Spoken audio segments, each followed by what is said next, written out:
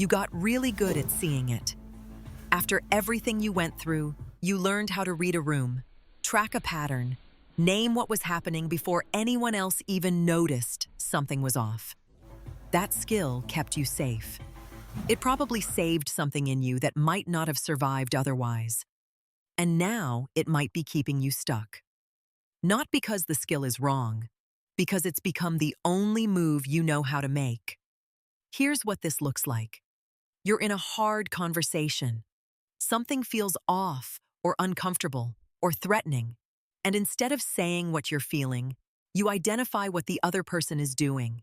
You cite a pattern. You reference what you've learned. You explain the dynamic. And then the conversation ends. Or you step back. And you never actually said a single thing about your own experience. Sometimes that's the right call.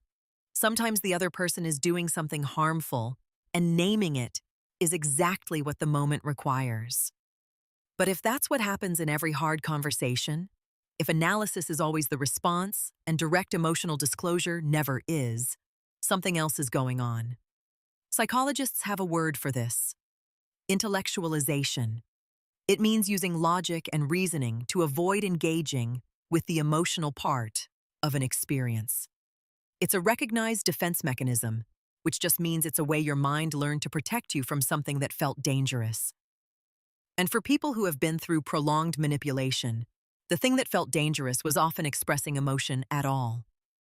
Think about what that environment taught you. Expressing sadness brought criticism.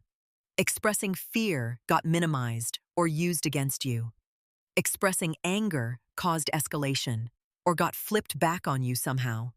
So you stopped expressing directly. You moved into observation mode instead. You became the one who understood what was happening, even when no one else did. That adaptation was rational. It was the correct response to the environment you were in. The problem is that adaptations don't automatically deactivate when the environment changes. A way of surviving doesn't just turn itself off because the danger is gone. It keeps running. And what was once a tool for protection becomes a default, a permanent mode.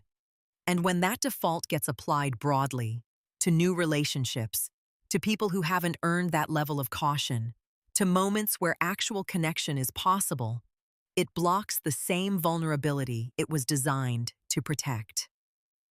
There's a specific version of this that's worth naming because it can be hard to see. It involves using the language of personal growth to close a conversation instead of continuing it. You reference how much you've changed, how clearly you see things now, how far you've come, and that reference functions as a signal. I've already processed this. I've already moved through it. We're done here. The claim might even be true, but it also conveniently means no one gets further in. The depth of your awareness becomes a reason not to need anyone. From the outside, that can look like confidence, like someone who has done real work and knows where they stand.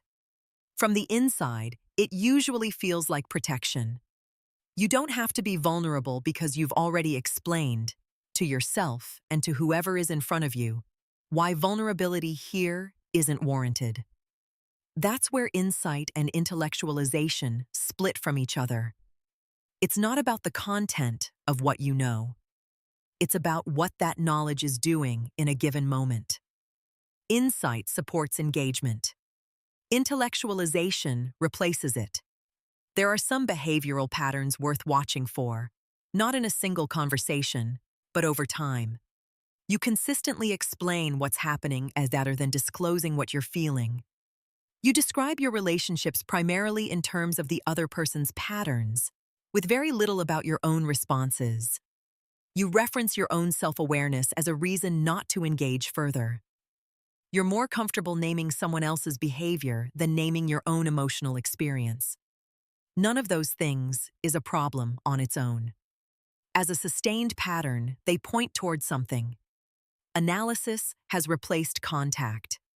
This is not about dismantling the clarity you've built. The clarity is real.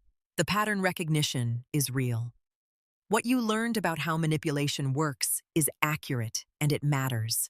The question is, what that clarity is being used for right now, whether it's moving you towards something or helping you stay away from something. Because defense mechanisms don't disappear through willpower. They persist because they serve a function.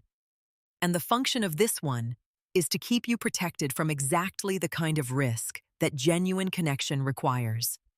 You can be a survivor and still be in the room with someone. You can know the patterns and still say what you feel.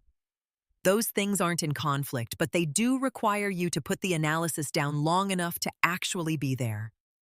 That's the ceiling worth looking at.